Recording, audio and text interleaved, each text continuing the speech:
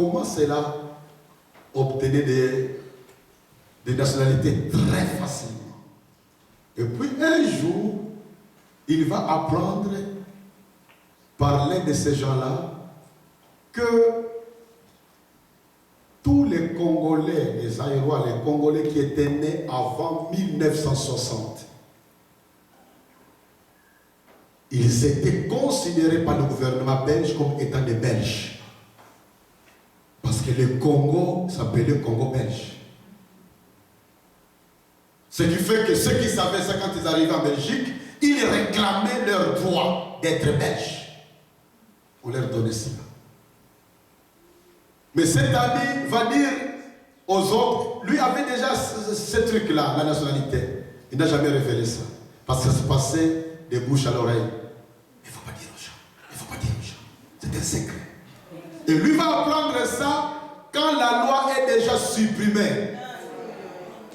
Quand la Belgique a abrogé cette loi-là. Enfin, l'information commence à être connue. Malheureusement, il y a aussi des chrétiens comme ça. Il connaît ce qui peut aider l'autre, mais il garde les secrets. Mais il est chrétien. Il chante, oh Jésus, tu es le seul désir de mon cœur, et je vis pour t'adorer. Mais il oublie que c'est Jésus qu'il adore. Il est plein d'amour. Il veut que chacun de nous soit une source de bénédiction pour les autres. Amen. Jésus veut que ta vie bénisse les autres. De la même manière qu'il avait dit à Abraham que tu seras une source de bénédiction pour les autres, pour d'autres familles, d'autres nations. Il veut aussi que cela soit ainsi pour toi et pour moi. Amen. Pour que ceux qui sont en contact avec nous soient heureux de nous avoir connus. Les chrétiens mûrs, on en a besoin. Imaginez qu'on en ait dans une nation, le plus grand nombre de chrétiens soient des chrétiens mûrs. Cette nation aura de l'impact dans les concerts des nations. Amen. La maturité, tes dons, tes talents, tes potentialités, tes capacités, tu dois les exploiter pour faire un ministère dans la vie des autres. Amen. Quand tu te montres un besoin dans la vie de quelqu'un, engage-toi à agir pour satisfaire ces besoins-là. Ça, c'est les chrétiens mûrs. On n'a pas besoin de les pousser. On n'a pas besoin de les faire. Lui-même, parfois, se propose au pasteur. Moi, j'ai tel don, j'ai telle capacité, j'ai telle potentialité. Je me suis rendu compte que j'ai telle capacité. Je voudrais être utile à l'église. Qu'est-ce que je peux faire? Qu'est-ce que je peux faire, papa pasteur? Ou alors, il vient pour dire, voici ce que je compte faire dans l'église pour l'intérêt commun. Est-ce que je peux le faire? Le pasteur me dira sûrement oui, dans la mesure où cela correspond à des intérêts de la paroisse. Mais il y a des chrétiens qui se cachent, qui se gardent. Ils ont leurs secrets qui ne transmettent que à certaines personnes. Alléluia. Amen. Alléluia. Amen. Quand vous lisez 1 Pierre 4:10, 1 Pierre 4:10, c'est un verset important à garder par rapport à ce point où Pierre nous dit que nous sommes des intendants des dons de Dieu, que nous devons mettre au service des autres. 1 Pierre 4:10. Puisque chacun a reçu un don, mettez-le au service des autres, en bon intendant de la grâce si diverse de Dieu. Puisque chacun a reçu un don, mettez-le au service des autres. Tout don que tu as reçu, tu dois le mettre au service des autres. C'est cela la marque des chrétiens mûrs. Remarquez le verset 9 là au-dessus. Exercez l'hospitalité les uns envers les autres sans murmure, comme des bons dispensateurs de diverses grâces de Dieu. Que chacun de vous mette au service des autres les dons qu'il a reçus. Mets ton don au service des autres. Les dons peuvent être un don spirituel, c'est une capacité surnaturelle qui Dieu t'a donné, ou un don naturel, c'est un talent, les talents qu'on appelle talent. Chacun de nous est qualifié différemment. Ne cache pas l'information qui peut apporter du bien aux autres. Si tout le monde a la nationalité canadienne, qu'est-ce que toi tu perdrais? Donne l'information. Donne l'information. Dernièrement, je parlais dans une église avec un pasteur où nous parlions de l'importance dans vos églises d'avoir des services où on donne des informations importantes aux nouveaux qui viennent pour qu'ils sachent comment vivre ici. Je crois que j'avais appris que vous avez ça ici. Je ne sais pas si je me rappelle plus de l'année passée, si on avait parlé de ça ou pas. Mais c'est important d'avoir ça. D'avoir un département comme ça. Parce que vous avez tous des richesses ici, il y a des informations ici. Mettez ça dans une banque de données. Quand les nouveaux viennent, vous leur donnez ces informations-là. Vous serez étonné de voir que certains aussi vont être attachés à l'église. C'est important. Une autre marque des chrétiens mûrs. La cinquième marque des chrétiens mûrs, c'est qu'il accepte les conseils, les encouragements et les remarques de la part des autres. Ça, c'est une marque des chrétiens mûrs. Il accepte des conseils, des encouragements, des remarques de la part des autres. Un orgueilleux croit connaître tout, il n'est pas ouvert aux remarques des autres. Mais la maturité dans le Seigneur se manifeste aussi de cette manière-là. Quand vous lisez les livres des Proverbes, vous verrez chaque fois que le sage est marqué par la manière dont il accueille avec joie les remarques. Mes amis, nous ne connaissons pas tout. Je ne connais pas tout. Tu ne connais pas tout. Si j'ai quelque chose sur mon front ici, j'ai besoin de quelqu'un d'autre pour me dire si Taloemba, vous avez quelque chose sur le front. Parce que mes yeux, Dieu a créé mes yeux de telle manière que je ne peux pas voir sur le front. Heureusement que l'homme a fabriqué les miroirs. Mais même si le miroir est là, parfois c'est difficile de voir derrière moi. C'est vrai qu'il faut être devant deux miroirs, l'un derrière, l'un de gauche. Mais essayez de voir, vous verrez que les miroirs ne vous donnent que des informations sur un point de vue. Quand vous mettez les miroirs ici, vous ne verrez pas des choses qui sont ici. Et quand c'est caché derrière les pavillons de mon oreille, même s'il y a un miroir derrière moi, je ne saurais pas voir ce qu'il va transmettre à mon miroir devant moi. Nous avons besoin des autres. Les chrétiens mûrs acceptent des remarques. Il vous dira merci beaucoup. Quand j'ai commencé mon travail comme pasteur à l'université de Kinshasa, je venais de rentrer de la Hollande. On m'a nommé là-bas comme pasteur. Mon premier souci était de trouver dans mon église 3 personnes à qui j'allais donner l'autorité de me faire des remarques librement. J'ai prié avec ça, avec mon épouse, nous avons beaucoup prié pour ça, et Dieu a commencé à me montrer des personnes sur qui je pouvais m'appuyer. Plus le temps passait, plus j'ai découvert la maturité de ces gens-là. Ils étaient 3, je leur ai donné le pouvoir. Au début, ils étaient un peu trop réservés pour me parler clairement. Mais quand ils ont compris que j'exigeais ça d'eux, et bien je me suis rendu compte que j'ai commencé à être béni. Ils devaient me faire des remarques par écrit pour que moi je lise ça avec mon épouse. J'ai vu que j'ai été corrigé. Même dans mon expression française, ils avaient le droit de me corriger. J'ai vu que grâce à eux, là où je croyais être bien calé, par leurs remarques, je découvrais mes faiblesses et je grandissais. Mon frère et ma soeur, si tu es trop sensible aux remarques des autres, c'est une forme d'orgueil, mais aussi une marque de manque de maturité dans ces domaines-là. Nous parlons des chrétiens mûrs. Je répète, ce n'est pas un chrétien parfait. Nous avons tous des imperfections. Mais des chrétiens qui grandissent vers l'image et la ressemblance de Jésus-Christ. Être ouvert aux remarques, être ouvert aux conseils, être ouvert à des réprimandes, accepter ce que les autres peuvent te dire pour mieux faire, mieux agir, pour mieux décider. Il est important. Nous sommes tous frères et sœurs en Christ, nous sommes dans un même bateau, nous devons nous entraider. Accepte que les autres fassent des remarques. 6e marque des chrétiens mûrs, c'est que qu'il a toujours le souci de résoudre des conflits qu'il peut avoir avec les autres.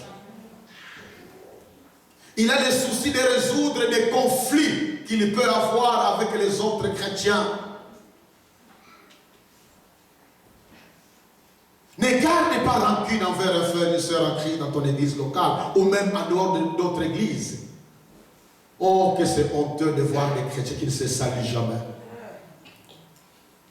Parfois, ils chantent ensemble comme nos bien-aimés, ou ils sont même dans l'église, ou même un responsable, diacre, je ne sais pas qui, etc., ou même simplement un membre, mais ils ne se saluent jamais avec l'autre, dans la même église. Et tu verras que l'un peut venir là où se trouve X qui ne salue jamais, avec Y et Z, il arrive là-bas, il salue X et Y, il ne salue pas l'autre. Parfois l'autre lui dit, bonjour. Ça, c'est un manque de maturité. Si tu es victime de ça, que quelqu'un t'a traité comme ça, il ne faut pas rendre la vengeance. Non, mais aie pitié de lui. C'est un manque de maturité. Peut-être qu'il a des blessures intérieures qui n'ont jamais été guéries. Peut-être qu'il a des problèmes sérieux. Je ne connais pas ici dans votre ville d'Ottawa, mais à Kinshasa, il y a même parfois des pasteurs qui ne se saluent jamais. Qui se gardent des rancunes. Qui sont prêts à détruire les autres. Lui connaît tout, l'autre ne connaît pas. Quel orgueil imbécile. Je n'injurie pas imbécile parce que dans la Bible, les mots insensés qu'on trouve dans la Bible signifient aussi imbécile. C'est insensé. Quand tu as un conflit avec l'autre, d'après la parole de Dieu, dans Matthieu 18, trouve ton frère ou ta soeur, règle ça.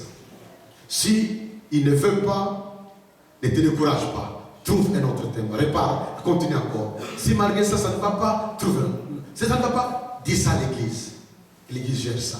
Un chrétien mûr n'a pas l'envie de garder rancune. Un chrétien mûr n'a pas envie parce qu'il connaît que tout est rancune. Rancune, c'est un parapluie qui l'empêche à être béni par Dieu. Mes frères et sœurs, mon souci, c'est simplement pour dire, je reviens, pour dire que cette séduction spirituelle des démons dans beaucoup de nos églises est entrée par plusieurs portes.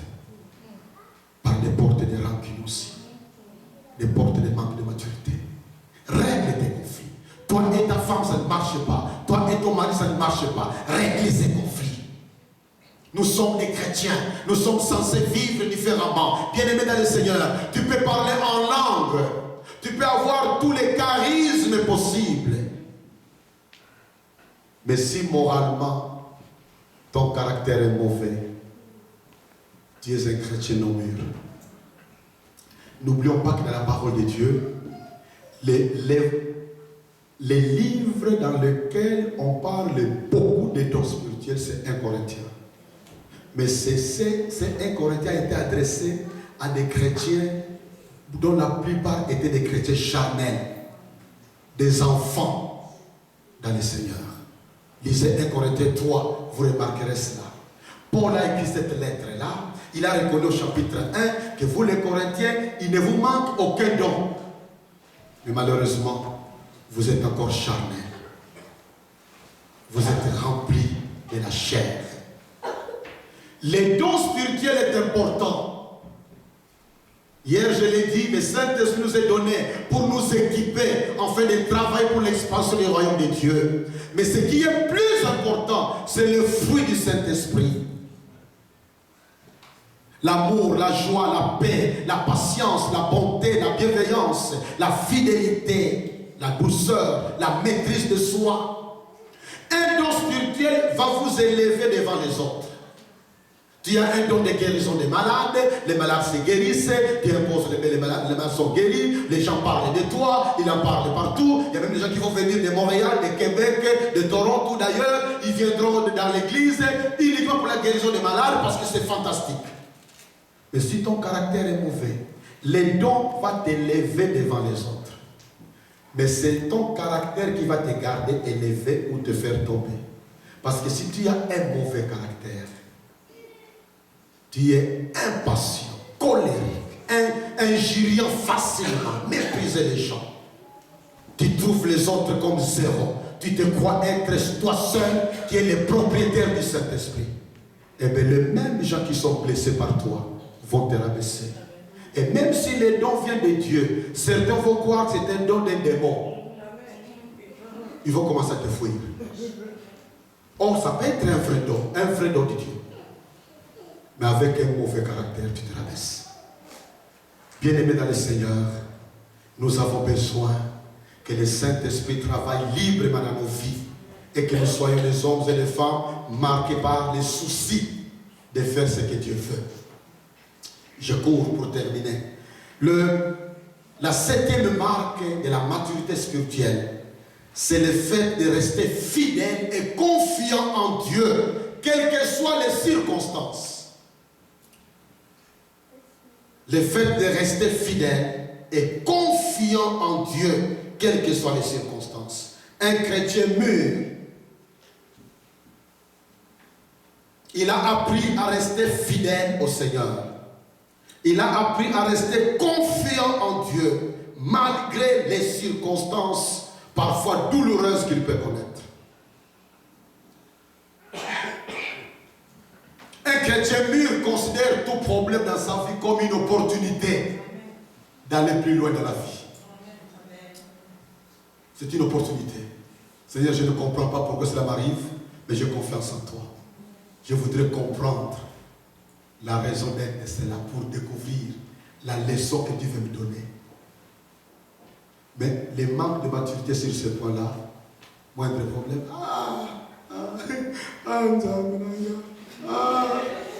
Qu'est-ce que j'ai encore fait, Seigneur? Peut-être que ce péché-là, je ne l'ai pas bien confessé. Seigneur, je t'avais déjà dit que j'avais mal fait. Comme si Dieu était rancunier. Mes amis, Dieu n'est pas rancunier. Amen.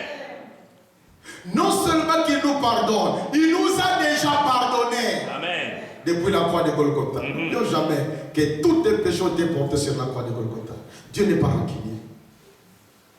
Si tu traverses un moment sombre et que tu fais l'examen de ton cœur, tu te rends compte que devant Dieu, tu es sincère, tu es propre, tu es pur. Ne crois jamais que le Saint-Esprit a repris un vieux péché déjà confessé et abandonné pour venir te punir aujourd'hui. Non, ce n'est pas vrai. Les diables aiment nous faire croire que Dieu est rancunier. Les épreuves font partie de la vie. De la vie chrétienne. Les problèmes que nous avons sont des problèmes, des opportunités que Dieu nous offre pour mieux les connaître.